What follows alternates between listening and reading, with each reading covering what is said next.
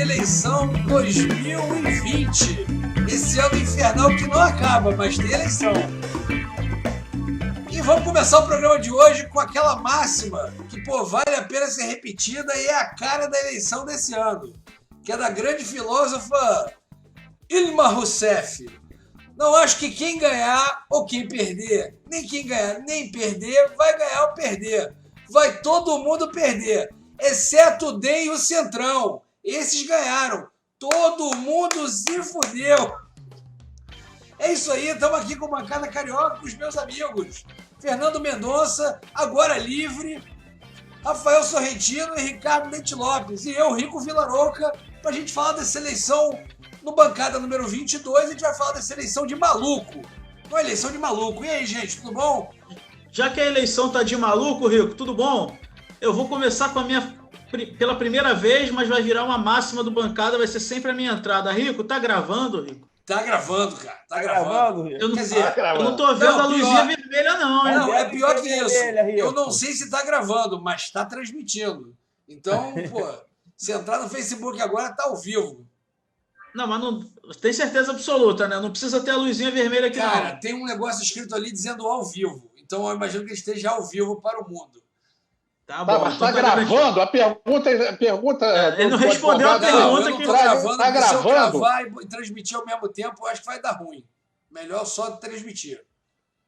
Caraca, vamos. Bom, então, transmitido ou gravado, vamos lá. Vamos. Para quem não tá entendendo o que a gente está falando, porque a gente gravou um programa inteiro e que foi jogado na lata do lixo por Rico Villaroca. Não, Rico Villaroca não. Isso aqui é igual time de futebol, irmão. Ganha todo mundo junto, perde todo mundo junto. Tá bom. Pelo técnico Rico Villaroca, que é quem cai normalmente. Isso aqui, rapaz, é igual o campo progressivo da eleição 2020. Perde todo mundo junto, cara. Tá? Não vem com essa pra mim, não. Bom, saudações, Rico, Fernando, Ricardo, nossos ouvintes, telespectadores do Bancada Carioca. Para os nossos ouvintes, eu já peço desculpas de antemão, mas o programa de hoje vai ser na base do ódio, na base do rancor, na base da fúria, porque, né, vocês vão entender por quê. Isso vai reduzir seu ibope, Rafinha. Não vai ter abraço, não vai ter dicas, vai ter nada disso. É só no ódio e na força da Elan. Eu vou dar uma dica, já de antemão. Aprende a votar, cacete. Para de acreditar no Ibope na véspera da eleição. Enfim, é isso. Boa noite a todos. Eu vou abrir aqui com o nosso amigo Fernando Mendonça. O que foi? Peraí, deixa eu falar. Boa noite a todos, bom dia, sei lá o quê. Cumprimento a todos aí. Rafi, você não vai fazer como é que é? Um desagravo? Vai ter desagravo. O desagravo é o Montenegro do Ibope. A nota de repúdio pelos votos, pelo Rio de Janeiro, que colocou esse segundo turno. Não ia ter, não, mas vai ter. É incrível, é incrível. Realmente o resultado. O Rio de Janeiro está de parabéns. Assim, é um negócio. Eu quero pedir. Eu vou. Não existe passaporte, eu quero rasgar meu passaporte de carioca. Isso aí está isso é uma vergonha, diria Boris Casoy. Não ia ter desagravo, não, mas já está feito já pelo Ricardo, o desagravo do Ricardo. Vocês estão de brincadeira. Não dá para querer mudar e você botar um segundo turno. Esse segundo turno é um vexame, é vergonha, é humilhação. Aquela manchete em letras garrafais, é isso que está explicando o segundo turno do Rio de Janeiro. Tinha que ser assim, vergonha, humilhação, vexame, porque é isso. Enfim, o pior governo da história do Rio de Janeiro, a pior prefeitura da história do Rio de Janeiro foi ao segundo turno. Para ele já é um lucro danado. Brincadeira. Inacreditável. Eu entendo a galera do Paz, a galera que votou no Paz, eu entendo. Assim. Eu entendo, não. Não faria isso. Não. Mas eu entendo. Agora, a galera do Crivella não dá para entender, não. A galera do Paz no primeiro turno, não entendo, não. No segundo, assim, Mas agora no segundo... joga o Fernando, que a gente não deixou ele falar nada. Então vai. Ele é o representante a gente tá do com ódio. medo. A gente não deixou ele falar porque tá com medo dele abrir a boca. E aí ouvinte, falar, se a gente não levou o né? processo ainda, hoje é o dia, hein? O cara tá assim, pô, ele cuspiu 3 marimbondos e 2 abelhas já. É um negócio de louco. Aí, Olha lá, Fernando. olha só, vamos fazer um teste da democracia agora, um teste rápido da democracia. Fernando, teve fraude nas eleições de 2020? Cambada de filha da puta! Essa porra tá tudo fraudada, essa merda. Vai se fuder. A gente falou tanto da porra dos Estados Unidos, agora ficou essa merda aí. Tudo parado. E 11%, 30%. Calma. Porra! Aí o hacker Calma que tem criança ouvindo. Calma. Aí o Barroso vem e fala, não, porque o processador do supercomputador tava ruim. Ah, Barroso, pelo amor de Deus, meu irmão. Não, peraí, rapidinho, Parece- só um adendo aqui, esse negócio do Barroso. Olha só, gente, tudo bem, tem muita sessão eleitoral e tal, tem muito, mas para linguagem de computador, computacional, é nada. Não, porra. Então não precisa de Computar supercomputador para... Parece velho. Não parece velho Porra. falando contigo, assim? Não, o supercomputador estava lidando com o mainframe. Pô, caraca, meu irmão. O supercomputador ligado na rede mundial de computadores. Não, e tem um fenômeno no Brasil que é sensacional, é o seguinte, pode prestar atenção, o governo Bolsonaro começou, tudo que dá merda é culpa de um hacker. Eu não sei onde é que esses caras estão se formando, mas assim, é um negócio assim, porra, deu merda que saiu uma publicação de uma lei errada, puta, foi o hacker. Porra, Mas olha só, agora eu vou falando sério, eu fiz aquela parte só para dar uma zoada. Mas parece que o problema foi, porque sempre foi assim, eram os TREs que faziam apurações e mandavam para o TSE e a Rosa Weber. Isso é muito caro. O computador só resolve tudo. Aí foi tudo via transmissão para Brasília. Aí que deu confusão tudo, porque se é um computador que ele dá ruim geral e não tinha plano de contingência. Mas, gente, olha o perigo. Tudo está sendo por transmissão. Para um hacker entrar e pegar esses dados, pô, eu acho mais grave que isso. Você usar só um computador significa que você precisa fraudar. Quer dizer, você tem só um ponto para atingir. Se você diversifica isso em várias redes, já dificulta. Enfim, não tem nenhum especialista aqui, mas assim, fez merda. Já fez merda, não tem dúvida. Não, me parece, eu não manjo da parada assim, mas assim, primeiro, eu acho que não precisa de um supercomputador. Eu me lembro, vocês talvez não fossem nascidos, que teve umas eleições aqui no Rio que foram fraudadas contra o Brizola, que é só procurar o caso do Proconsult, e se em 1982 a gente já tinha fraude de computador, quer dizer, a gente tem poder de computação para resolver isso tudo. Botaram lá um TK-85, sei lá, um positivo lá para totalizar o negócio. Não. Tudo bem, aí fica o backup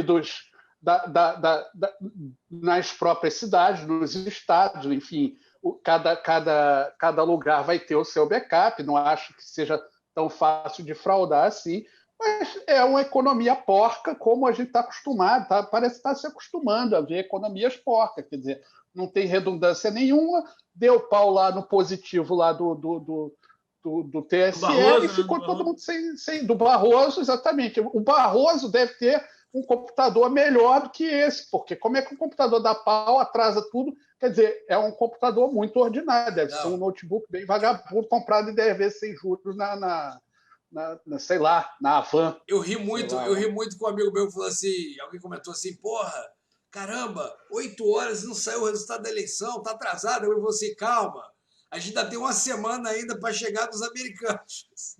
Se atrasar mais uma semana, a gente ainda tá na frente deles.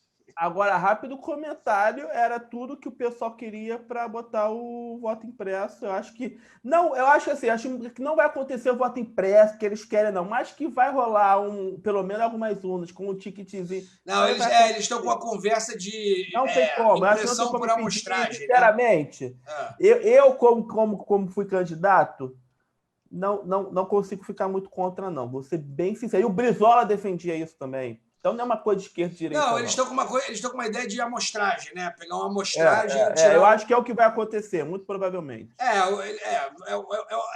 o que vai dar para passar, né? Na verdade, né? Porque o resto é muita doideira, né? Tipo, uma impressão... Enfim, Eu não tenho muita opinião sobre isso, não, mas eu acho assim, é só não assim, se não piorar, tá bom, entendeu? Se não fizer um sistema que dê pau e não sei o quê, porque assim, perdi seu a áudio. caneta... Voltou. Para a caneta, não dá para voltar, né? Não, caneta não. Mas eu acho que lá o negócio que imprime, joga o voto impresso no saquinho. Beleza, entendeu? Pode ir até substituindo, vai tirando umas urnas mais antigas, bota essas novas, não tem problema nenhum. Agora, contanto que não vire bagunça e que vire mais uma fonte de fraude. Porque, enfim. Ô, Rico, eu mandei uma imagem no nosso grupo aí pra gente. Acho que é uma imagem boa pra gente começar a falar do geralzão das eleições aí, lá no Bancada. Sim, peraí. Que mostra um gráfico acerca de. Porque essa história de o Centrão venceu é uma coisa que eu estava meio que prevendo e se confirmou, mas assim, tem um debate, o pessoal falando, não é Centrão, é direita. É o pessoal dicotômico, mas eu acho que é inegável que a galera mais. O grande vencedor foi quem não tinha ideologia nenhuma, quem não falava de Lula, quem não falava de Bolsonaro, quem não falava de Ciro. Esses venceram. Quem mas foi meio... cara, foi meio que a gente falou aqui no Bancada, em algum programa desses aí para trás. Eleição municipal é município, gente. A galera não quer saber de Bolsonaro, de Lula, de Ciro. A galera quer saber quem vai tapar o buraco, quem vai botar o ônibus na porta. Eleição municipal é isso. E acabou. Mas a galera parece que não aprende. Pô, gente, mas olha só, vamos só... Mas olha só, mas te falar, eu concordo contigo, mas não foi essa questão. Não foi o cara falando Lula livre ou o cara falando mito. Foi o cara simplesmente ter ele do lado, parece que gerou um tipo, não, meu irmão, você vai pro canto. E nem aquela galera que militava por esses caras, eles mesmo também ignoravam, não quiseram votar nessa galera. Agora os conservadores estão surtados, os bolsonaristas estão surtados nesse momento, porque eles foram um fracasso total também. Pô, mas olha só, esse quadro aqui... E você está dizendo... Não, eu ia perguntar aí, Fernando, o que você está dizendo é que assim, deram uma limada nas pontas, né? O que era mais assim, extremista, mais não sei o quê, esses caras ficaram de fora e tipo, meu irmão, baixa sua bola aí, a gente não está afim disso. Que bate também com o que o Rafinha falou. A gente quer transporte, quer que tape buraco aqui, que aqui resolva tudo bem, gente, problema. mas olha só, isso aí não está resolvendo o problema, né? Também tem uma coisa assim, de quem conseguiu... você falou certo essa coisa de aparar as pontas. Mas tem o triunfo do cara que se vendeu como centro, né? Porque, por exemplo, você dizer que DEM... E o PSDB até mais ou menos, mas assim... Pô, o DEM e MDB centro é foda, né? Tipo, na boa. O DEM é direita. Não é extrema-direita. O DEM não é centro-direita. Eu acho o MDB... Não, calma aí. O MDB é centro. O MDB é centro por excelência. O MDB, beleza, mas o DEM não é centro. Bota aí a imagem aí pra gente, Rico. Tá aqui, ó, já tá ao vivo, pô. Aqui, ó. Cheryl Scream. Tá aí. O DEM é engraçado. O DEM, ele é centro-direita, mas tem quadros de centro. Por exemplo, eu não acho o ACM Neto igual, que siga a mesma linha do Rodrigo Maia, que também não segue a mesma linha do Greca em Curitiba. O DEM ficou um pouco heterogêneo. Como o DEM quase morreu... Desculpa, gente, eu discordo. É porque vocês estão com a ideia da direita desses malucos babando. Os caras são direita, sem ofensa. Os caras são direita, porra. Eles só não babam, bate no peito e grita patriota! Os caras são direita, normal. Tipo, racional, liberal de direita. Pensa, você está falando que é direita que pensa. Direita que não é maluco. Direita que pensa. Os caras são direita que não é maluco. Eu também não estou falando de direita maluca, direita chucra, não. Estou falando de direita. Mas é porque tem uns que eu acho que nem direita são muito, não. Eu acho que é mais centro mesmo. Tem uns que são. O Rodrigo Maia é centro-direita mesmo. o Greca é centro-direita mesmo. A maioria até do DEM, eu acho que é. Agora, por exemplo, dá para você dizer que, por exemplo, o Paes é de direita? Porra, dá. Não sei. Eu Até, acho olha, ele um sobrevivente mais. Olha só, o Paes é o que rolar, né? Mas assim, como é que o Rodrigo Maia vai ser centro-direita? O cara, se você botar assim, ó, qualquer reforma para fuder trabalhador, ele passa. Todas. Não tem assim. Sim. Pô, não tem assim, um mínimo do que a gente chama de social-democracia. Ele não passa nenhuma, ele corta todas. Assim, porra, não tem como... Não, mas aí a gente tem que trazer para a realidade brasileira. A direita no Brasil, novamente, estou deixando de lado a direita chucra e maluca. Não, isso aí não conta, isso é maluco. Extrema-direita maluca. São os malucos, é a extrema-direita. A direita no Brasil, não sei porquê, diferentemente, por exemplo, dos Estados Unidos, a direita no Brasil está de mãos dadas com o conservadorismo. Sim. Nos costumes. E nisso, o Rodrigo Maia não é conservador. O Greca, eu não sei, sinceramente não faço ideia. Eu acho que não é conservador, não. Eu acho que ele só não é burro de ficar explanando opinião sobre o qual ele não tem nada a ganhar. É simples. Eu até acho que assim, se a gente fosse pegar o padrão americano, o Rodrigo Maia estaria muito mais perto de um democrata, por exemplo, do que de um republicano. Cara, eu tenho um pouco de dificuldade de ver muita diferença entre um democrata e um republicano.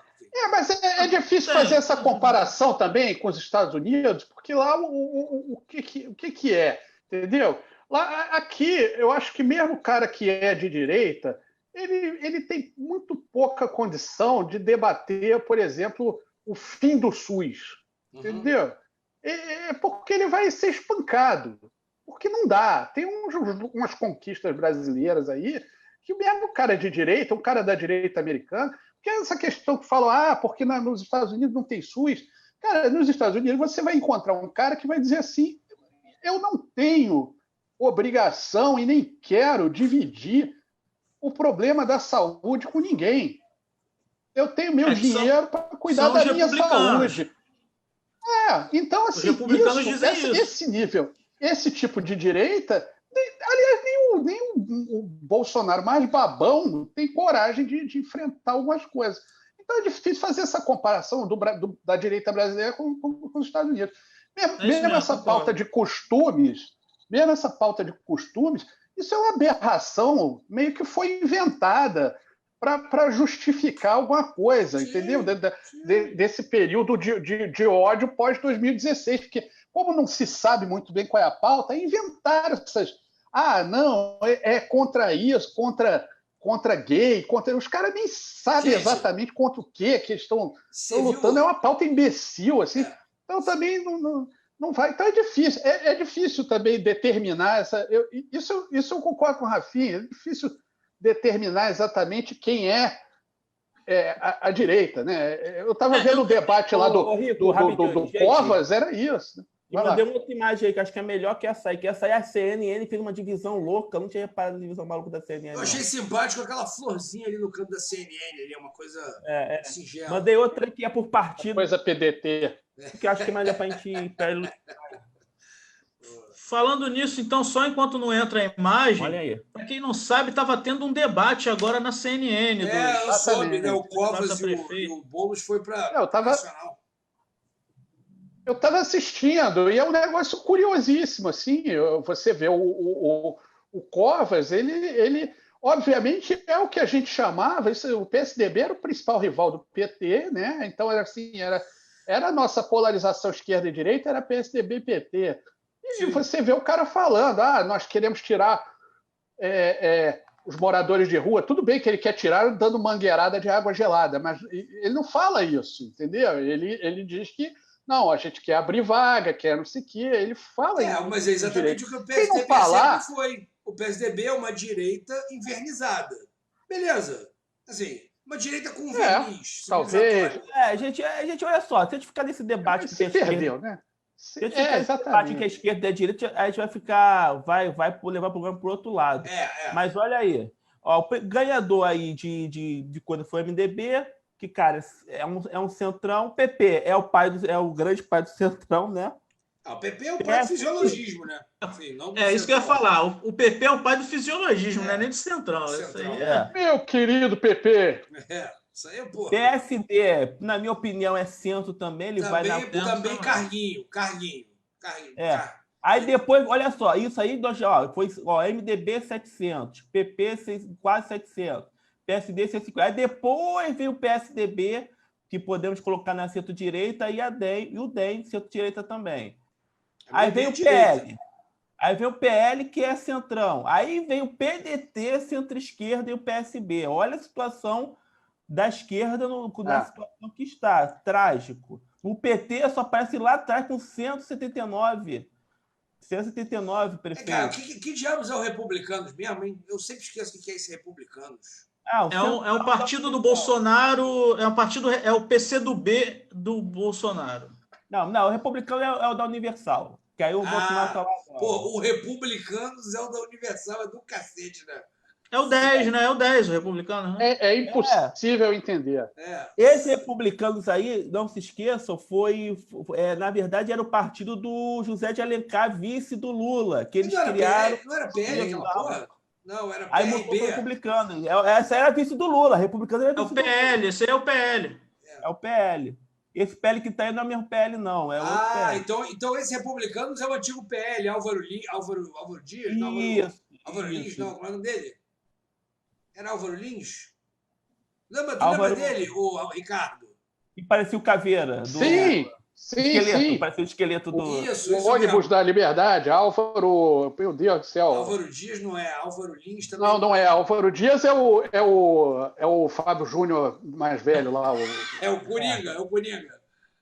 É o avô do... Álvaro Vale. Outro partido do fisiologismo, né? Era um fisiologismo com uma pompa assim, uma pombinha conservadora, séria. Álvaro o quê mesmo, Ricardo? O centrão, assim, já era... Álvaro Vale. É o... Enfim, eu não vou falar nada. Você pensou a mesma coisa que eu. Eu já ia falar que assim... Do conservadorismo. Não pode. Cara, não, pelo amor de Deus. Não pode. Está vetado. Significa, Ricardo? Significa, né? Não quero saber de nada disso. Não comento. Então esse Republicanos é o antigo PL. Esse PL é o PL novo. Caraca, que confusão, hein? Cidadania era o que mesmo? Só pro... Era o PPS. PPS, também fiz carguinho. PS. E aí, assim, aí você vê, tem gente que está tentando dizer que a esquerda está bem, não tá. Tem um outro quadro aqui que eu não vou botar, mas de número de votos totais, o PT deu uma diminuída no número de votos, está quase a mesma coisa, o PDT deu uma diminuída de quase 1 milhão de votos. Qual? PSD, Qual que deu uma diminuída de quase 1 milhão? O PDT, votos no PDT diminuiu. O PSB diminuiu. O PSB tinha, em 2016, ele fez 8 milhões de votos. Essa ele fez 5 milhões de votos. Tombou forte. Agora, o Republicanos, na 2016, fez 3 milhões e 800 mil votos. Esse já fez 5 milhões de votos. Entendeu? PSD do Kassab, Centrão, 2016, 8 milhões de votos. 2020 fez 10 milhões de votos. Eu acho que a análise seria assim: o eleitorado podou os dois extremos, mas a impressão que eu tenho é que podou mais a extrema-direita maluca, né? Não, mas olha só, o PSDB foi uma pancada. O PSDB tinha quase 18 milhões de votos, caiu para 10. PSDB. O PSDB já está nessa descendente há bastante tempo. Desde que o Aécio perdeu para Dilma, eles estão se segurando com o estado de São Paulo. Com o Dória, né? Eles tiveram uma sobrevida com o PSDB Dória. Exatamente, é o Dória. Eu diria que o PSDB está em recuperação judicial. Né? Não faliu ainda, mas está... Eu acho que o PSDB de São Paulo está chegando no canto do cisne. Não, cara, eles estavam lá, só que aí o Dória chegou como o Ricardo falou, tomou o partido e tentou transformar o PSDB num partido de extrema-direita, lembra? No Bolsodória. Aí Isso. metade do PSDB falou, não é isso. E aí o que o Ricardo falou, eles estão em recuperação judicial. Tem uma metade lá querendo seguir com Dória, a outra metade tentando seguir Eu acho que a grande questão, e aí eu até queria perguntar isso para o Fernando, assim, os partidos estão passando por uma crise ideológica, Gente, quase todos eles. Porra, a gente não consegue identificar quem é quem aqui, né? Você viu? A gente Pois é, pegou a lista aqui. e aí a minha pergunta para o Fernando no Rio de Janeiro, nessa coisa da prefeitura, a gente vê, de certa maneira, um ressurgimento aí, através da Benedita, que ninguém dava nada, de um petismo. O Rio de Janeiro é petista e esses caras são simplesmente petistas que estão continuando votando no PT. Isso é um mérito da Benedita, isso é um voo de galinha. O que é isso aí? Esse voto da Benedita tem esse voto da Benedita é um pouco o voto do Freixo, gente. Isso aí é porque o PT teve a inteligência de ver na cena do Freixo, apostou em quadros que dialogam no campo mais identitário. Então, por exemplo, você pega a relação de vereador do PT, tem uma menina, Tainá, que dialoga nesse campo. Então, eles conseguiram, como a Renata não subiu, e a Marta Rocha, que era a opção da esquerda mais bem posicionada, mas tinha a figura da delegada, há uma certa aversão desse pessoal com a figura da polícia. Não esqueça que o campo tradicional de guerra dessa esquerda identitária pessoalista no Rio de Janeiro tem que acabar a polícia militar. É uma galera que se confronta com a polícia. Eles tiveram muita dificuldade. Esse slogan, inclusive, é péssimo, né? Porque assim. Você péssimo. Não entra nisso, não, Rico. Não entra nisso, não. Mas é porque é isso, né? O slogan que prega o fim da polícia militar, ou a unificação das polícias, transforma a parada numa antipolícia, que não é, entendeu? Sim, não, mas entendeu? Então teve essa dificuldade, aí veio a fake news do Rafael Braga, aí o PT, como abraçou algumas coisas mais identitárias, até aquela estética de esquerda, que o pessoal é uma continuação daquela estética, e a Bené tem a tradição, história, aí acho que ela conseguiu chupar e veio o golpe do Ibope de dizer que ela estava na frente e matou o voto útil na Marta. E aí a Bené, quem teve voto útil da esquerda no Rio de Janeiro foi a Benedita, por isso que ela infla e quase empata na Marta. Então ficou claro que a esquerda carioca tomou um baile do nosso querido Ibope. E teve uma conversa também de subida do Crivella no último momento, e eu vi muita gente do campo progressista falando assim, não, vamos logo para o Eduardo Paes para ver se resolve isso no primeiro turno. Que era um delírio, senão não vai ter primeiro turno de cara. Mas teve isso. O Crivella, assim, o que aconteceu? Ele estava mal. Os grupos que apoiam o Crivella estavam todos tímidos e esperam para ver o que ia acontecer na eleição. Aí a Marta começou a subir. Esses grupos começaram a simpatizar com a Marta, porque a Marta é uma figura um pouco mais ao centro. Isso é verdade. Isso aí ela é centro-esquerda, mas é um pouquinho mais ao centro. Ela frequenta uma igreja católica, então tinha uma simpatia. Só que aí chegou a Marta por questões de não ter uma campanha de rua mais efetiva, ter umas questões internas que não souberam fazer para ajudar os candidatos a vereadores para estar brigando por ela, parou, porque a narrativa da rede social delegada teve um teto. Parou. E eles ficaram aqui. Aí o pessoal, aí entrou o Bolsonaro. Aí esse pessoal que estava aqui neutro, o Bolsonaro vai dar uns pontinhos para o Crivella. Então era esperado esse crescimento dele. E quando veio o Ibope e detona a Marta e joga para baixo, aí o pessoal veio dentro, caiu dentro do Crivella. Muitos pastores de igreja evangélica estavam ausentes da eleição, se animam. Meu irmão, a gente vai ter que fazer campanha, está com cara, não dá para ficar mais neutro nessa história. Uhum. Aí ele sobe, aí ele descola, aí vem essa porrada do Ibope de jogar a Marta para trás e não ter o voto útil. Então, assim, foi tudo muito bem feito, e, na verdade, tudo isso é para favorecer o Eduardo Paes, que todo mundo já conhece. Ninguém quer o Crivella. Quero o Eduardo Paes, porque já sabe como. Tanto que a discussão que eu estou há meses falando é assim: vamos fazer um voto útil no primeiro turno, porque deixar o Crivella ir para o segundo turno é jogar a prefeitura no colo do Eduardo Paes, porque o Crivella não vai ganhar. Entendeu? Não. Então foi isso que aconteceu aqui. O que eu achei interessante desse caso aqui no Rio, mas que eu acho que a gente pode refletir que aconteceria o mesmo no Brasil, é que ficou muito claro o seguinte: o pessoal que é da esquerda, que se identifica como de esquerda mesmo, enxerga muito facilmente os defeitos e as limitações do pessoal dessa nova direita.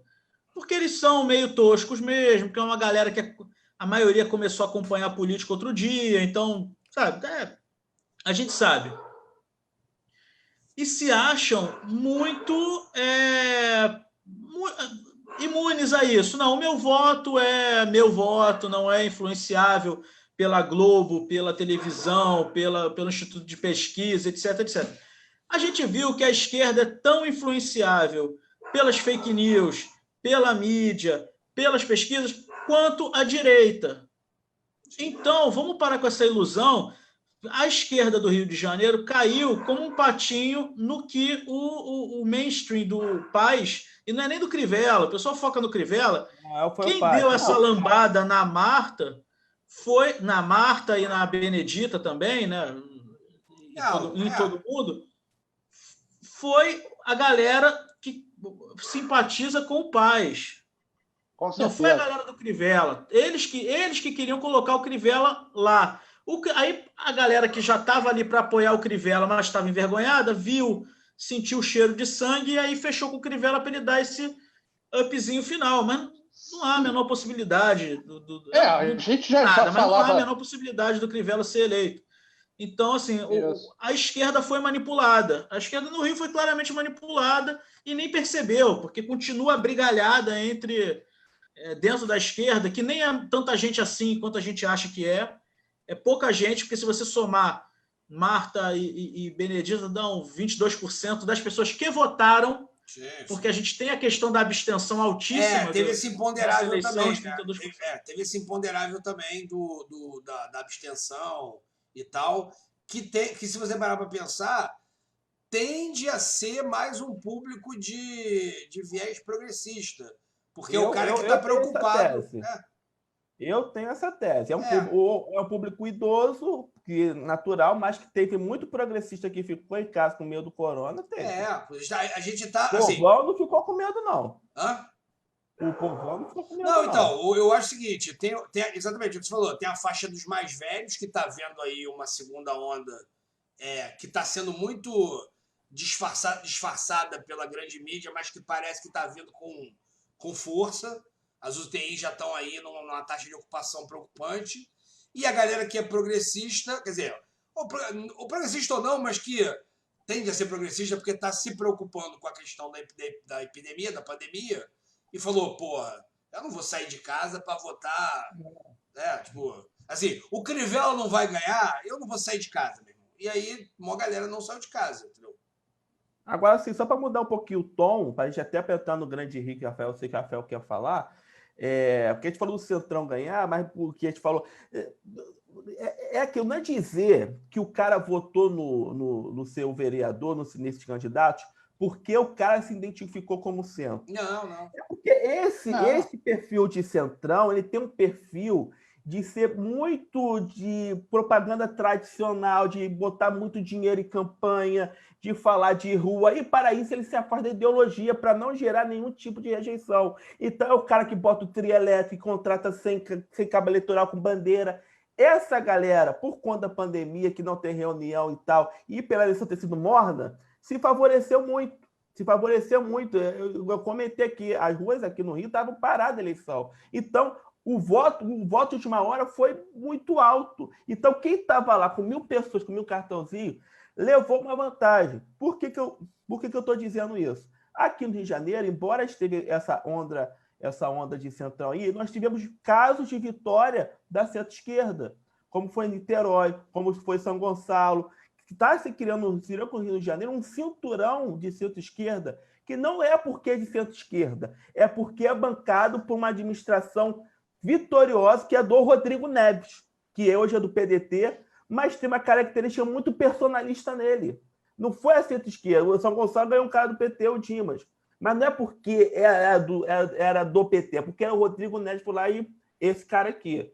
O Niterói, primeiro turno na Israel, é o Rodrigo Neves, esse cara aqui. Não foi uma vitória ideológica. É um cara que fez uma baita administração em Niterói. Niterói é um feudo, né? Assim. Em volta ali, região dos Lagos, olhou para lá e falou, pô, meu irmão, a gente vai seguir o cara, que nem a região dos Lagos tem mais municípios que segue o Quaquá, que faz do PT de Maricá. Porque Niterói é uma espécie de...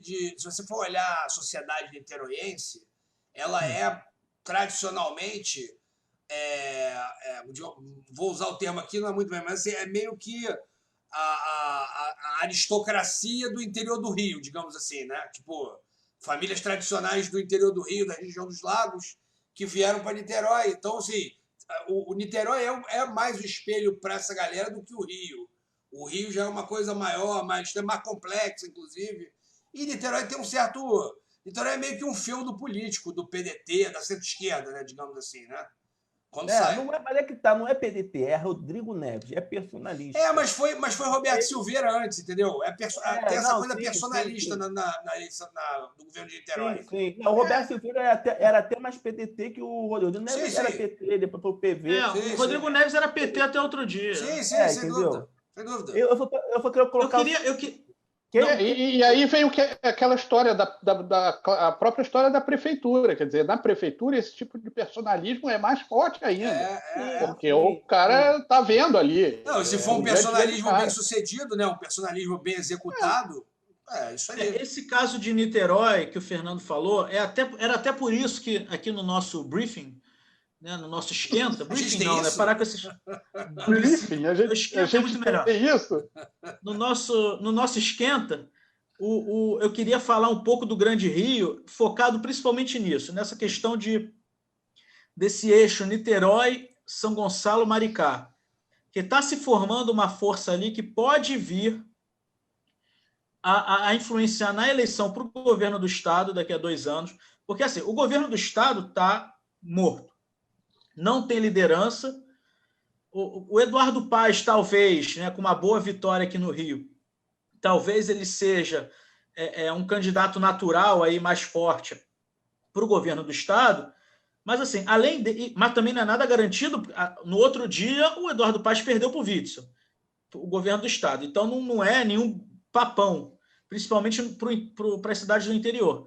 Então, assim, a cadeira do governo do Estado é um vácuo de poder que está aberto, não é de hoje, mas como o grupo do Cabral / Pezão morreu de vez, acabou, esse vácuo está totalmente aberto. Entrou lá o nosso loucão lá do Witzel, que, né, também saiu tão rápido quanto entrou, e agora está aberto. E eu tenho certeza absoluta que o Rodrigo Neves e a galera dele está de olho no governo do Estado. Sim, sem dúvida. E aí o que aconteceu? São Gonçalo vai ter segundo turno ainda, né? Não está definido. Mas, ao que tudo indica, o candidato que venceu lá no primeiro turno e que muito provavelmente vai vencer a eleição, eu vou até pegar o nome dele aqui para não falar bobagem, mas assim, o mote de campanha dele lá em São Gonçalo, que para quem não sabe é o segundo polo eleitoral do Rio de Janeiro, a segunda cidade com mais eleitores, então tem um peso muito grande na eleição para o governo do Estado também, e se você juntar com Maricá e com Niterói, aí é mais ainda. É uma galera. O mote de campanha dele foi: eu estou junto com o Rodrigo Neves e com o Quaquá, eles vão me auxiliar a fazer em São Gonçalo o que eles fizeram em Niterói e em Maricá. O mote dele era esse. E ele tá... É quase uma joint venture de municípios, né? Exato, é isso. É o Dimas Gadelha, que teve 31,36% dos votos. Sim. Que é do PT. E ele...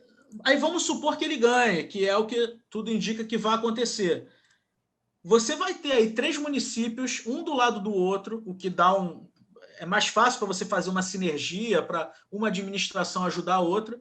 Sim. Você tem lá o Grael em Niterói, que ganhou uma vitória cachapante em primeiro turno.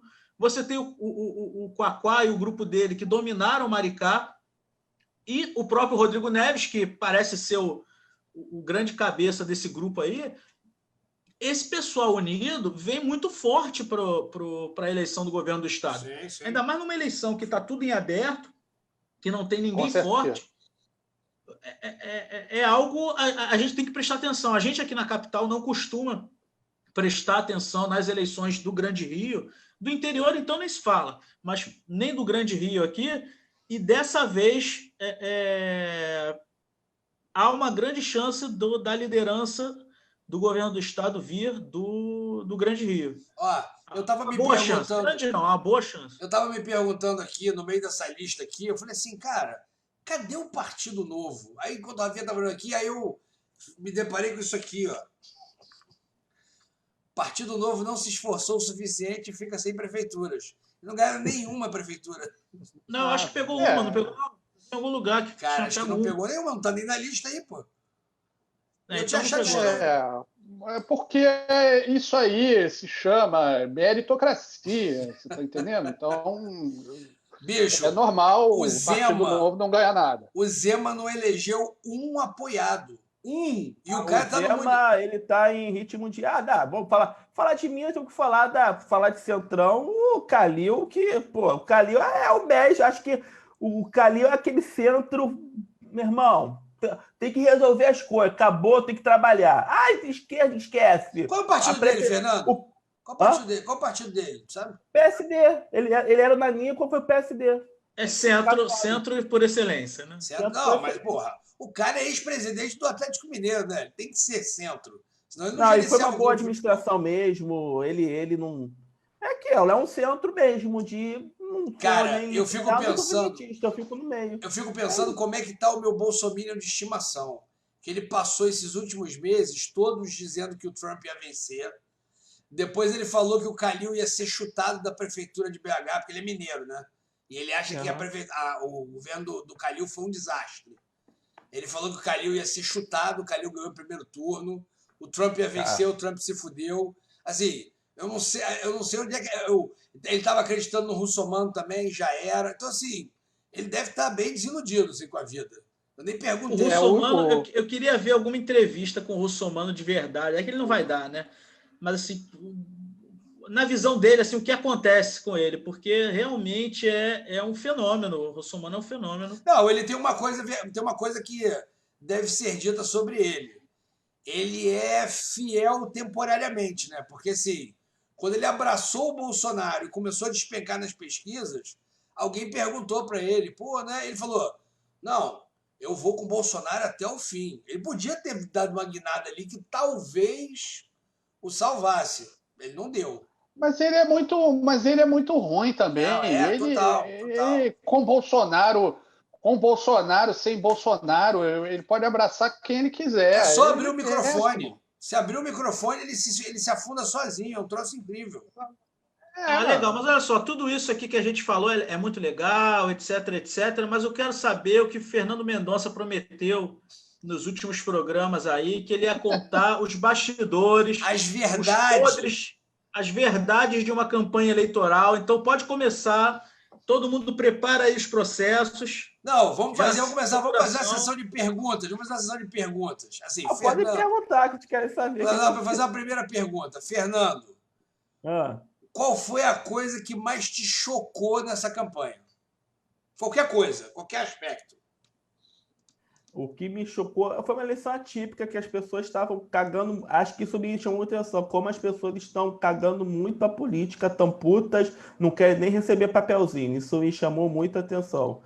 Segunda coisa que me chamou muita atenção foi de eu ser um dos poucos, se não quase o único, a fazer um panfleto com propostas. Só o Bobão aqui botou proposta, ninguém botou proposta, eu botava a cara e o número. O Bobão aqui fez proposta para a cidade, todo mundo lá levando o cara.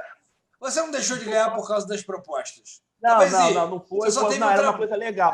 Exatamente. Foi legal. Você só teve um trabalho a mais de escrevê-las. Foi legal porque eu dava a proposta, a pessoa já olhava com desdém porque achou que ia ser ele olhar para minha cara e número. Aí ele via a coisa escrita, ele lia. Isso eu achei muito legal. Olha. Mas é chocante como isso me chamou a atenção como na questão da proposta. Cabe uma observação aqui que, assim, a gente não falou disso, né? que a grande imprensa também fez questão nenhuma da gente debater essa eleição com alguma antecedência. O nego esticou a eleição americana uns 18 dias aí, Sim. entendeu? Teve isso também, assim, cabe essa observação. Não teve debate, foi um negócio meio esquisito. Foi. Dessa eleição. Próximo. Foi muito estranho, mas é compreensível, tá tudo muito louco. O tempo foi curtíssimo, não teve nenhuma influência da imprensa, e teve a questão do Trump, né? O Trump realmente... Uma coisa também, essa questão do tempo aí, essa questão do tempo de campanha, não é que foi curta, foi que foram 45 dias. Os partidos simplesmente ignoraram 2 semanas de campanha. Então foi 30, porque os partidos ignoraram, porque a gente ficou 2 semanas resolvendo coisa de burocracia, CNPJ, aí partido ainda ia decidir quem ia receber verba ou quem não ia. Aqui no PDT nós não recebemos quase nada.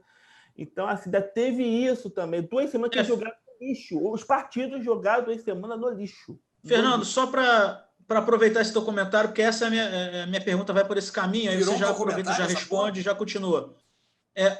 Qual é o tipo de suporte que um partido político, para quem não sabe, o Fernando concorreu pelo PDT, que é um dos partidos mais tradicionais do país, não é um partido que surgiu outro dia, que troca de sigla toda hora e tal, tem uma história.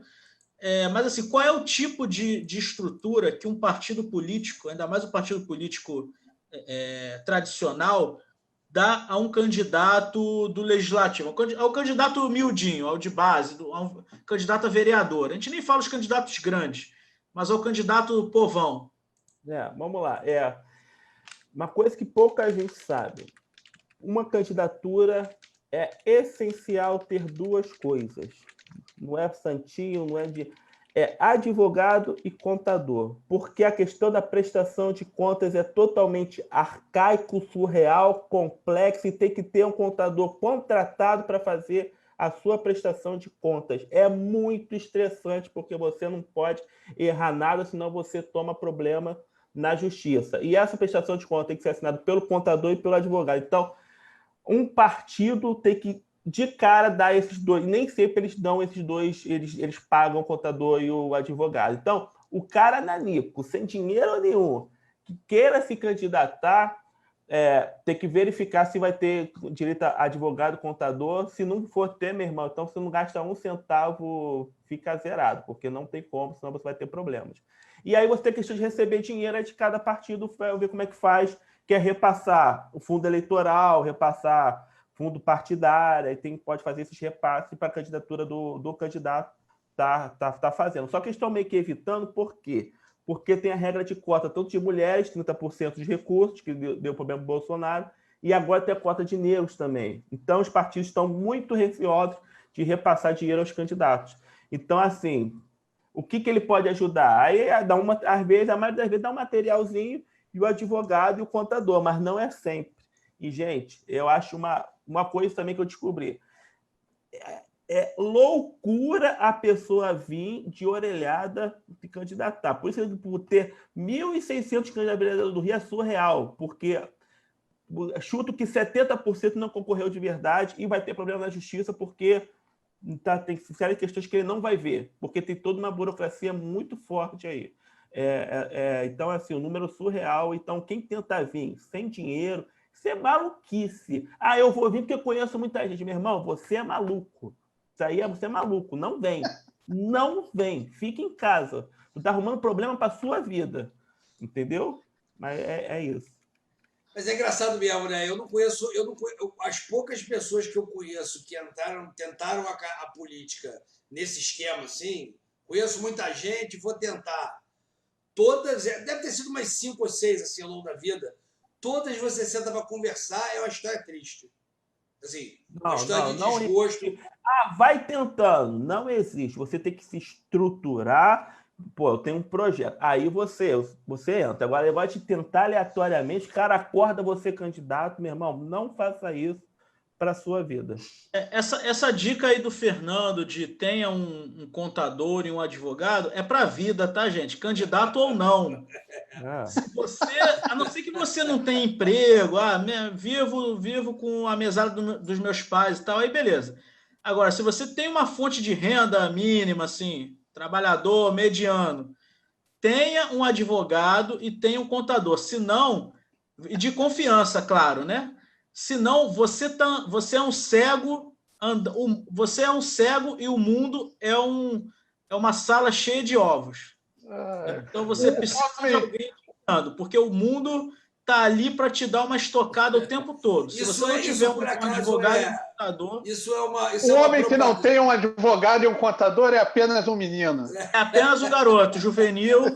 Isso é uma propaganda da reforma tributária, isso? Assim, reforma tributária já. Sim. Não, a gente precisa muito de uma reforma tributária, mas enquanto ela não vem... Precisa do contador. Mas não é só questão tributária, não. É para a vida mesmo, cara. Você tem que ter um advogado de confiança, pode ser um parente, qualquer coisa assim, e um contador, porque, olha... Por isso que a galera dá cabeçada nas coisas, não faz as coisas direito. Não, eu acho que tem que reduzir. Hoje, para quem não sabe, um partido pode indicar como candidato no proporcional, né, para o vereador. É o número de cadeiras na Câmara Municipal mais 50%. Aqui no Rio é 52.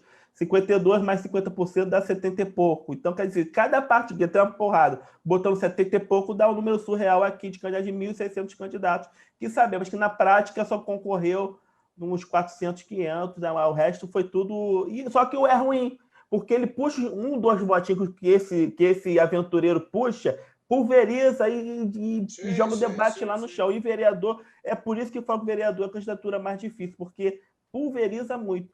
O que aconteceu de cara que veio deputado na 2018 e reduziu muitos votos em vereador, é um monte de caso. A galera fez 15 mil para deputado. O vereador, estou eleito. Fez 2, 3 mil. Porque vereador dá esse tombo brutal, assim. Espalha muito. Ricardo, você tem alguma pergunta para o nosso candidato? Não, a pergunta que eu já tinha feito, eu não sabia que ia ter rodada de perguntas. Então, eu fiz aquela pergunta do se o petismo existe no Rio de Janeiro, especificamente na cidade. Deixa eu falar. Existe o antipetismo, é real, e os partidos de esquerda tomam porrada por causa disso. Eu cansava de chegar nas pessoas e falar: Fernando Mendonça, Marta Rocha. Eu gosto da Marta, o problema é o partido. Por quê? É PT. Não é PT, é PDT. É esquerda, é tudo a mesma coisa. A galera meio que tapava o nariz. Pro meu Deus. Onde não tem o antipetismo, tem o anti-esquerdismo, né? Assim, e aí... É a mesma coisa. A gente está tomando porrada de tabela. E olha que meu material é verde e amarelo, e mesmo assim eu tomei pancada. Talvez eu tenha perdido o voto por causa do meu 12. Aí eu tenho uma pergunta que é... Rápido comentário. Não estou falando do meu partido. Não, claro, imagina. Mas aí que veio a minha pergunta, que foi uma pergunta que rolava muito, que era assim, porque a Marta, PDT, a Marta... Então, assim, para a esquerda, o PDT e a Marta nem eram esquerda e para a direita eram o PT. Então, assim, queria que você falasse mais sobre isso, porque ou a Marta, porque o discurso era o PDT veio com a Marta para dividir a esquerda. Então, ou ela não é de esquerda, ou ela divide a esquerda. Então, essa decisão que eu sempre cobrava e que era muito difícil de obter das pessoas, porque são muito apaixonadas. Então, você me fala aí o que é. Na verdade, o PT, uma das estratégias hegemônicas do PT, sempre foi jogar os seus antigos aliados para a direita. Não duvido nada que em qualquer momento eles vão fazer isso com o PSB e falar que a gente quer partir de direita. E há um debate muito grande hoje dentro do PDT entre a galera que apoia o Ciro, principalmente, porque a gente está tentando fazer a tal da terceira via. Só que o que está acontecendo? Nós, nessa história, não somos direita e também não somos esquerda, porque quem dá carteirinha de esquerda no Brasil é o PT. Se você simplesmente falar que você é na esquerda, você é na esquerda, e a galera o pessoal, eu acho que o pessoal tá tomando esse lugar. tá tomando. E aí É. o pessoal entrou Sim. nessa linha. Não, mas tô falando, o PSOL está tomando esse lugar com a mesma roupagem de PT. Eu desconfio que ele vai atrair o mesmo antipetismo, né? Vai. Olha, vou te falar. É fato. Existe, principalmente no Rio de Janeiro, um antipessoalismo que é muito forte e a galera do pessoal finge que não existe. Existe muito. É o fenômeno do Freixo. É o fenômeno do Freixo nos segundo turnos. Não, então, eu acho assim. Se o pessoal vai sofrer do antipetismo, na escala do antipetismo atual, não sei. Mas assim, o que eu sei é que se você fazer parar para pensar, o PSOL ele já nasceu de uma dissidência do PT quando o PT virou governo e o cara falou: não, vocês estão indo muito para o centro. Aí o nego saiu. Sim. E agora eles estão tomando o lugar daquele PT de antigamente, que era de esquerda, né? Essa galera, a galera que é de esquerda, o PT não é mais esquerda, né? Pelo menos quando foi governo deixou de ser, e a galera foi para lá. Antes de você falar, eu queria só me lembrar de uma coisa, o Ricardo falou esse negócio da Marta, eu me lembrei de um amigo que chegou para mim agora e falou assim, e aí, o PDT vai apoiar o Boulos em São Paulo? Aí eu falei assim, acho que vai, cara, mas por que essa urgência? Não, porque vocês falam tanto em frente ampla quanto o fascismo, quero ver agora. Aí eu falei, bom, primeiro que o PSOL nunca quis topar a frente ampla. Segundo, que em São Paulo a gente está lutando contra o fascismo, porque que eu saiba, o Bruno Covas não é fascista. Nem candidato do Bolsonaro ele é. Né? Se duvidar, o Bolsonaro deve preferir que o Boulos vença. Então, qual é a função dessa frente contra o fascismo em São Paulo? Não tem. Não. A verdade é que nossa galera, a esquerda carioca, se provou ser totalmente. A galera totalmente não, boa parte com sérios problemas psicológicos. Já cheguei a essa conclusão. É um diagnóstico interessante. Da gente que a gente corra e apoie o Boulos, nem acabou o troço. Claro que vai apoiar, que é um progressista. Uma pressa, né? Tem um detalhe em São Paulo que é bom falar antes de continuar falando das questões das eleições da verdade. Em São Paulo, o antibolsonarismo lá é João Dória. Gostem ou não. Sim. E acho que um problema do PDT lá com o Márcio França é que o Márcio França acabou sendo taxado como... quando ele bate no Dória, ele acaba batendo nos antibolsonaristas, aí acena para cá. Então lá ele se perdeu. Ele deu uma piscadinha pro Bolsonaro também, que foi um equívoco. Ele se perdeu. E é bom falar disso porque eu ia comentar aqui, falando do que o Ricardo falou. É um debate que nós temos porque essa história de terceira via acabou que não é de direita e não é de esquerda, e a gente está sem lugar no mundo. Eu acho o seguinte, se você vai visitar a terceira via, tu tem que combater a ideia da dicotomia esquerda-direita. Só que nós não combatemos. Então, a gente ficou no limbo. Porque, então, se você não vai ser nem esquerda nem direita, você tem que ser centro. É o centrão. Então, você tem que ser muito pragmático, muito dia a dia, muito ônibus, uma galera aqui, liderança lá. Só que o PDT, mesmo querendo ser terceira via, ainda se coloca como esquerda. Então, fica um troço... Hoje eu estou percebendo isso. Muito esquizofrênico e não tá encaixando. E eu acho que não vai encaixar.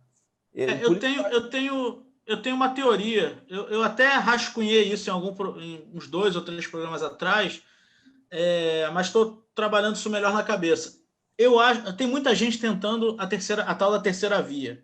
Desde 2018, aí, um pouquinho antes até, o pessoal está trabalhando, tentando ser terceira via. A Marina Silva tentou ser lá atrás, não, até antes de 2018, 2016, tal, por aí, 2014. 14. A Marina Silva tentou ser uma terceira via, o Ciro Gomes tenta ser sempre uma terceira via, agora talvez esse Moro Huck aí também tentando ser.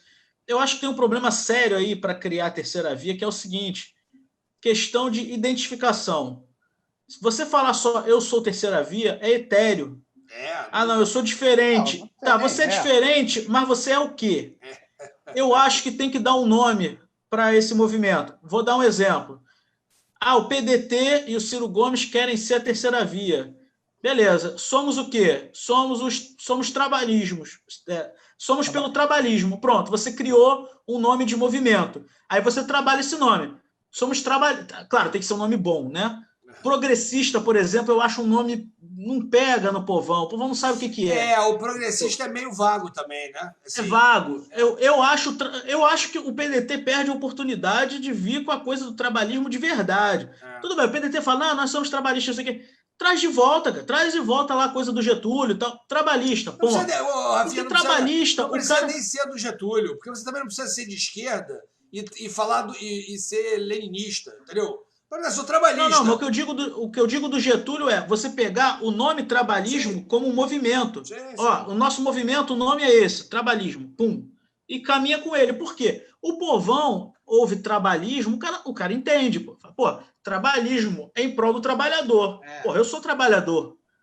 Então, vamos lá. Agora, fica nisso de... Não, terceira via. Pum. O que é terceira via? Eu sou esquerda. Aí fica assim, a terceira via, mas tá de esquerda. Tá, você não é direita nem é esquerda, mas você é o quê? Entendeu? Eu acho que tem que identificar. Isso tudo é muito difícil, porque você sempre é alguma coisa em relação a alguém. Não existe... Você, quando é alguma coisa, você é em relação ao outro. Mas se você se identificar como alguma coisa... Você fala, o meu foco é esse aqui. Aí, por exemplo, trabalho. Eu estou usando trabalhismo como exemplo, pode ser outra coisa, não sei. Cada um se identifica com o que quiser. Mas não é fácil, não é fácil. Não, se fosse isso aí é para ganhar uma presidência da República, algo assim, não é para ser fácil. Exatamente. Isso daí é muito complicado, porque o conceito esquerda-direita...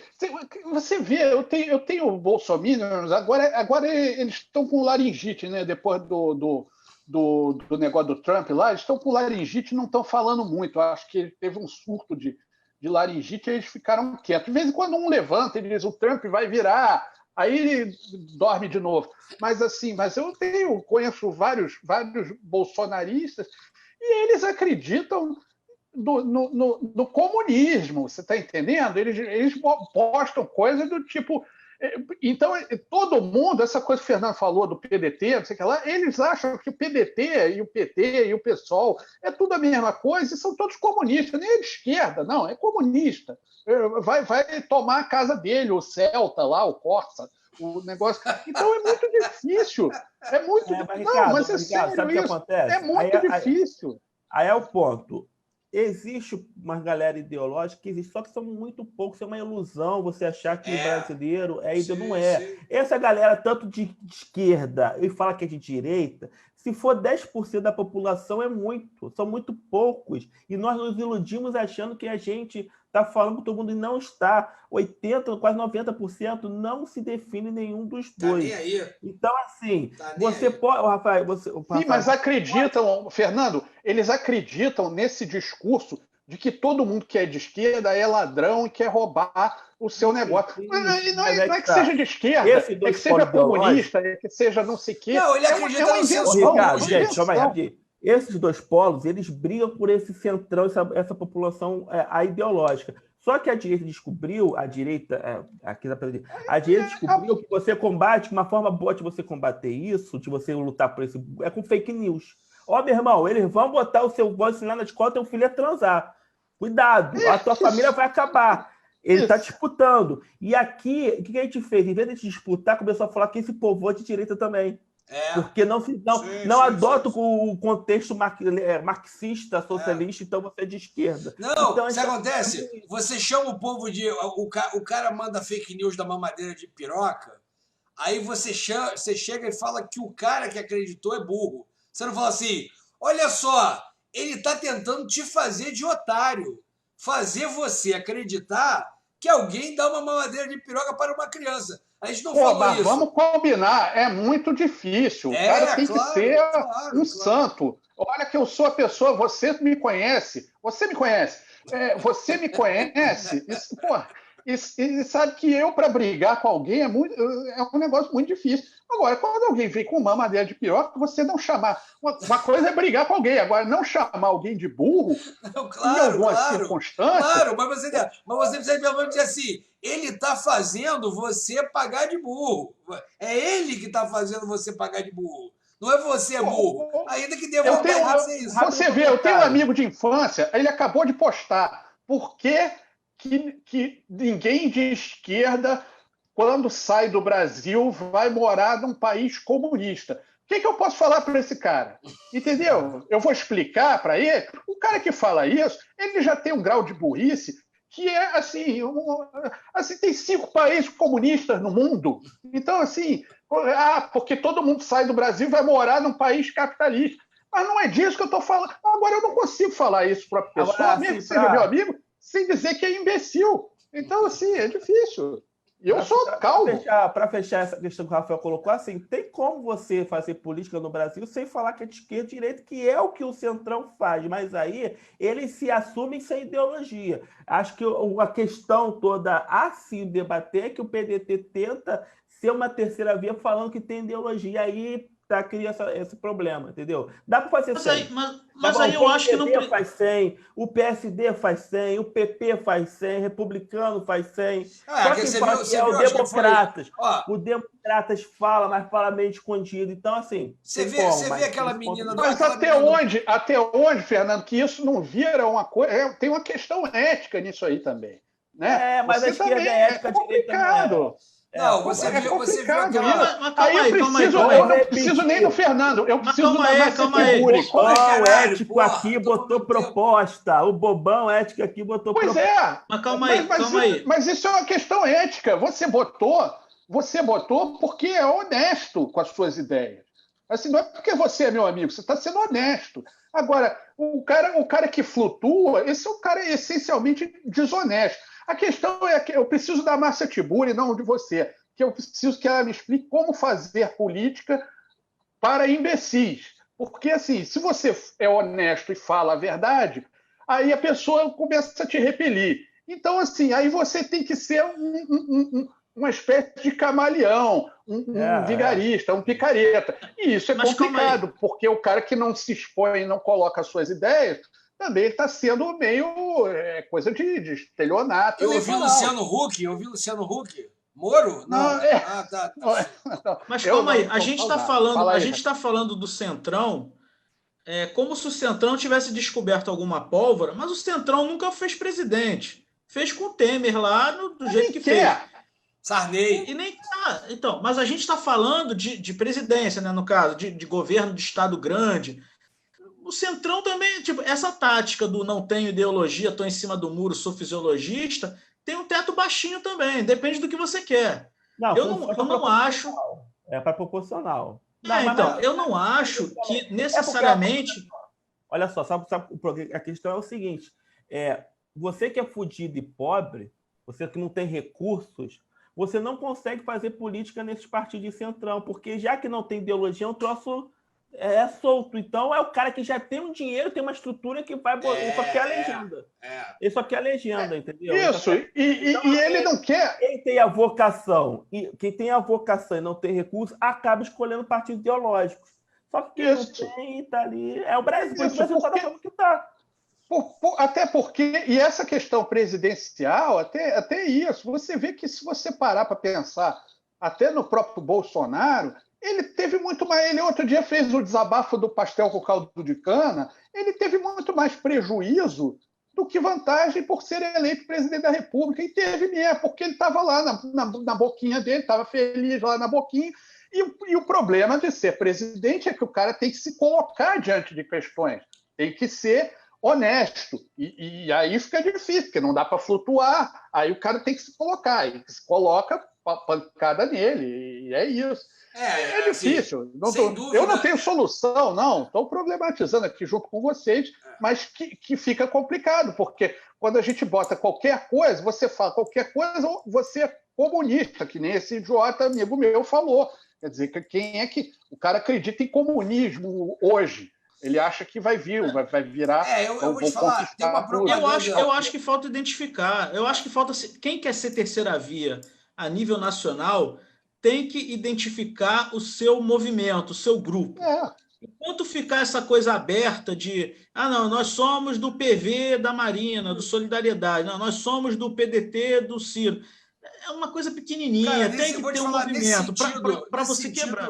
Eu acho até que o Ciro vai muito bem nesses últimos anos, porque ele é lá do PDT do Ciro, etc., mas o discurso é sempre muito calcado nessa coisa do racional, Pois é, mas fura a bolha? Não sei. Passa dos Fura. 10%, Não sei. dos Falta 12%. identificar, falta Esse se que é o problema. identificar. Não sei, assim. Falta muito colocar difícil. no pacote. Eu acho que tem uma questão assim, que até a gente já conversou a respeito, assim, que eu acho que o problema é que o Ciro, ele tem um verniz muito intelectual demais para um discurso de massa. Falta uma coisa meio de povão ali, Isso aí é um outro debate que a gente pode ter isso também. é um outro... Na hora Uma do. coisa que eu aprendi nas eleições, para te encerrar, eu tenho só mais uma coisa para falar. Vamos lá. Já estamos estourando. Já. Fala aí. Vai lá. Uma última coisa que eu aprendi é que não existe campanha média. Ou a sua campanha é grande ou é pequena. E vou explicar o porquê. Porque você tem hoje são 3 gastos, né? Além de advogado e contador que eu falei, você tem um gasto de produzir material, bandeira, panfleto e tal. Diminuiu muito, porque antigamente tinha placa também, mas aí proibiram, aí diminuiu, tinha outdoor, diminuiu, mas... Então é material, pessoal, que é um contrato que você faz no TRE, que em 45 dias dá uns R$2.000, e hoje em dia tem a questão do impulsionamento das redes sociais. São 3 grandes gastos. O impulsionamento, não tirar o impulsionamento, porque isso aqui é opcional, mas o pessoal e material. Então, por que não existe campanha média? Porque se o cara faz material, ele não tem pessoas para distribuir material, só se ele tiver uma rede de voluntários. Isso é raro as pessoas ter. Eu tive voluntários de minha campanha, mas foi limitado. Ou você tem pessoal, mas não tem material para distribuir. Então, por isso que não existe campanha média, porque ou você tem dinheiro, não tem dinheiro para nenhum dos dois, ou você só tem dinheiro para um, geralmente você faz material, você não contrata pessoa que é caro, ou você tem o dinheiro para os dois, aí a campanha já fica grande. Porque se você tem pessoa, tem 10, tem que dar material para caramba para as 10 distribuírem durante a campanha. Então, o que eu aprendi é que não existe campanha média. Ou a sua campanha é pequena, ou ela é grande. Não existe meio termo. Por isso que eu estou falando que é uma loucura a pessoa vir de orelhada se candidatar, porque tu vai entrar nesse problema aqui, né? Eu tinha voluntária, consegui do meu bolso, consegui vaquinha virtual, a gente fez um materialzinho, mas minha campanha foi pequena, porque eu não tinha, porque o voluntário é assim, o voluntário pode um dia, pode 2. Meu amigo Rafael vai lá, distribui no condomínio, o Rico vai distribuir ali. É voluntário, o cara faz um tempo livre. Quando você paga uma pessoa, o cara acorda de manhã, está 8 horas da manhã disponível para você, fazer campanha para você 45 dias, de 8 às 5 horas. Tem gente que vai um horário até 10 ou até as 8. Então, isso aí, então, por isso que é muito desleal. E como essa campanha, na minha opinião, as redes sociais foram as grandes perdedoras dessa campanha, praticamente ninguém de rede social se elegeu, tirando um ou outro, como foi o Gabriel Monteiro aqui, que ele conseguiu, mas ele tinha um engajamento muito alto, mas muita gente boa não conseguiu. Eu tive uma boa força na rede social de posicionamento, não consegui uma alta taxa de conversão de voto. Então, a rede social, para minha opinião, foi o grande perdedor dessas eleições. Olha que coisa de maluco. 2 anos depois, a rede social foi derrotada. Os grandes eleitos foram pessoas que tinham uma campanha grande na rua, que conseguiu converter voto na rua. Eu vou te falar, Então, é um negócio que a gente tinha falado no programa que jamais foi ao ar do sábado. Assim, eu acho que a gente está numa doideira, numa crise de identidade, como sistema de representatividade, que é isso, o vagabundo vai guinar para um lado, aí vai passar 4 anos, não vai mudar tanto assim, aí o vagabundo vai guinar para o outro lado. Aí é isso, daqui a pouco periga lá o Trump vir na próxima e ganhar, aí no outro vai entrar um democrata, e a gente também aqui elegeu um Bolsonaro, de repente na próxima a gente elege alguém mais à esquerda, ou um centro-esquerda. Aí em 4 anos talvez não resolva, a gente vai voltar na extrema-direita de novo, porque estamos sem rumo no momento. No momento, acho que uma hora as coisas vão se encaixando, mas no momento a gente está muito sem rumo. Eu tenho para dizer para sobre a eleição de vereador é que a eleição de vereador, as eleições proporcionais no Brasil, na verdade, eleições de grupos de amigos. Isso ficou muito claro para mim, principalmente lá na minha Zona Oeste, que minha família caiu dentro, meus amigos, e eles foram grandes cabos eleitorais para mim. Então é grupo de amigos. Se você tem dinheiro, você compra amigos. Sim. É isso, você compra amigos que vão brigar por você. Sim. Não é, então assim, não é proposta, não é grupos de amigos. Quem consegue fazer o maior grupo de amigos vence. É isso. Por isso que o churrasco, gostemos ou não, funciona em muito lugar. Dá o churrasco, dá o jogo de camisa, é grupo de amigos. Aí você compra o teu dinheiro, compra teus amigos. Aí o teu amigo consegue, é isso. É isso. Não evoluímos nada. Que eu tenho para dizer, sai com o seguinte resultado das eleições municipais. Não evoluímos nada de 2016. Nada. Nada. Isso me assusta muito. Não mudou nada. É a mesma política do carro de som, que não podia, mas o pessoal fez, da bandeira, a mesmíssima coisa. Isso agora com menos dinheiro, né? Agora com menos dinheiro.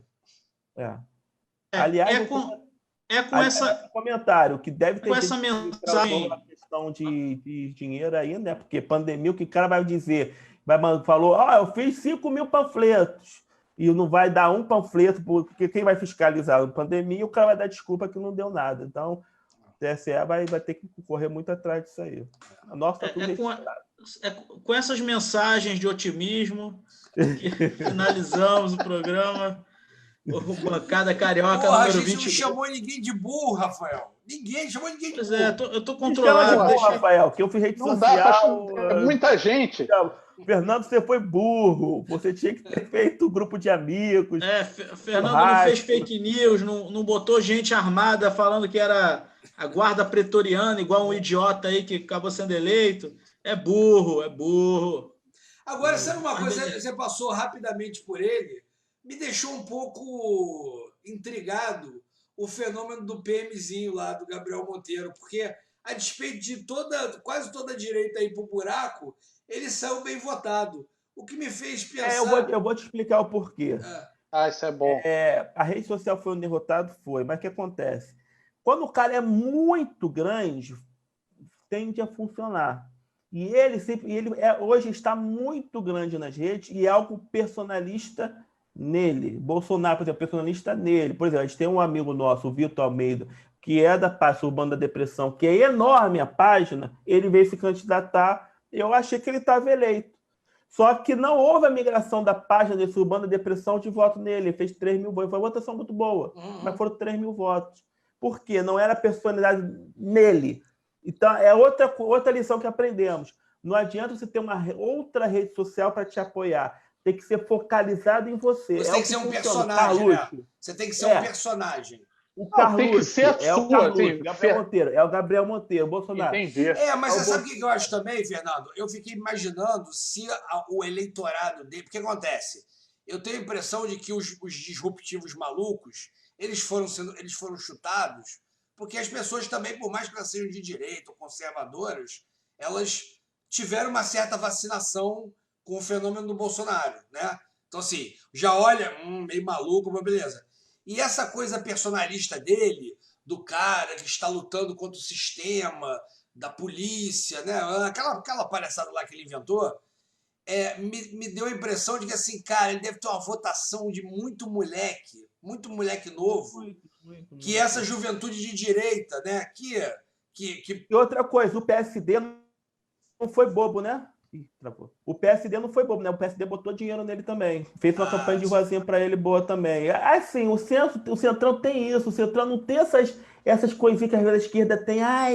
Não sei, você não está militando há muito tempo no partido. E direito Centrão dá, meu irmão. Kassab, tu é forte, né?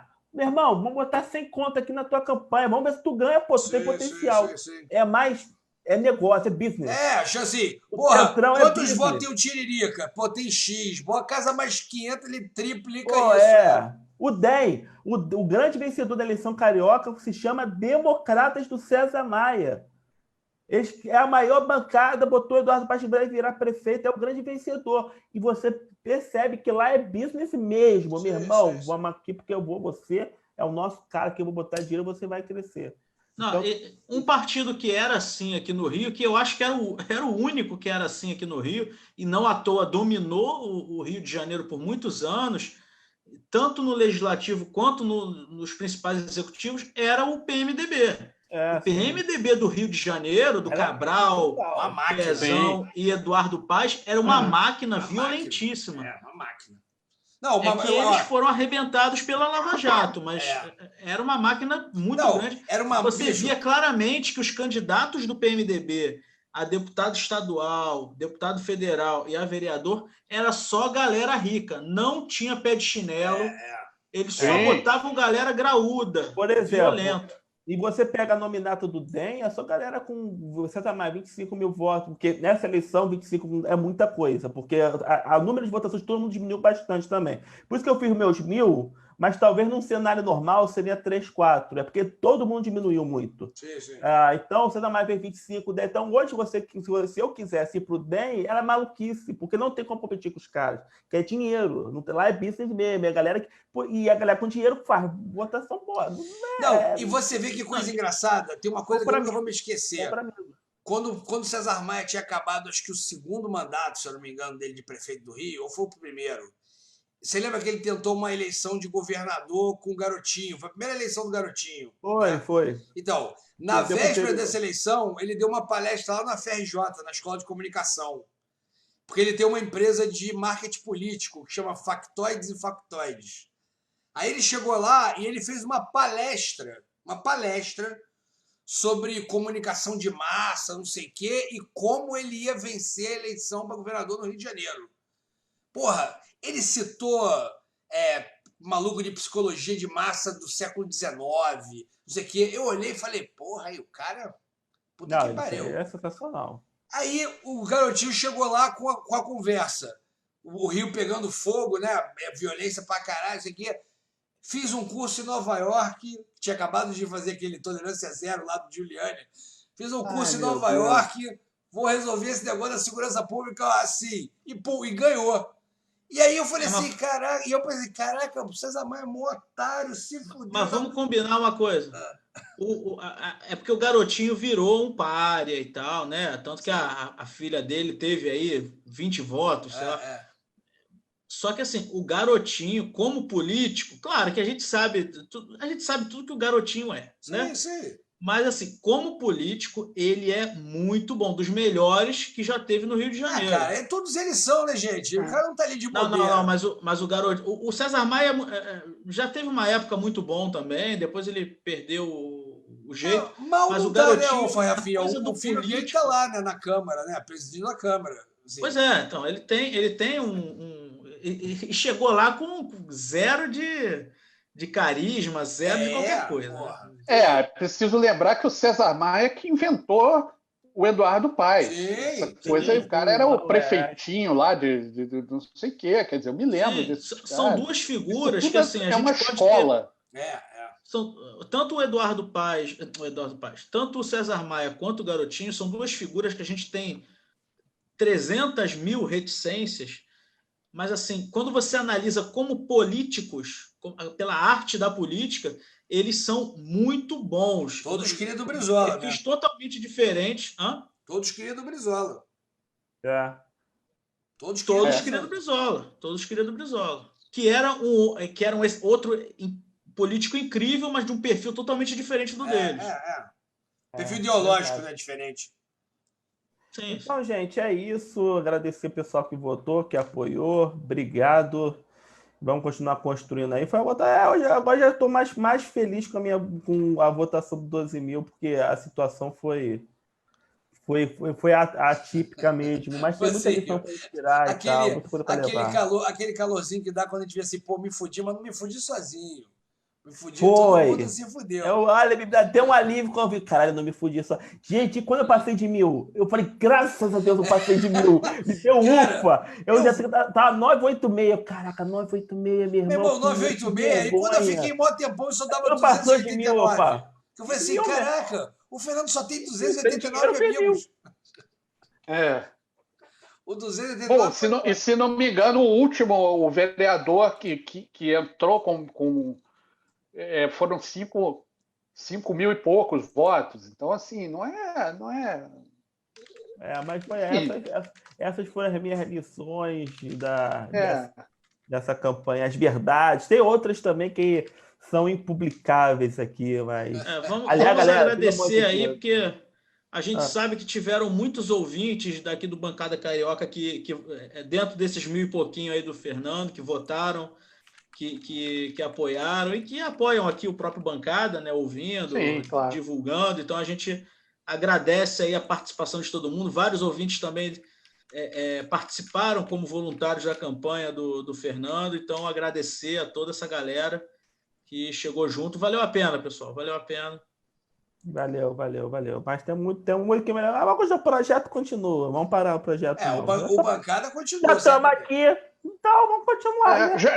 Já escreveu aqueles troços todo mesmo. Quer dizer, tá tudo pronto, sua bandeira aproveita, tudo mesmo.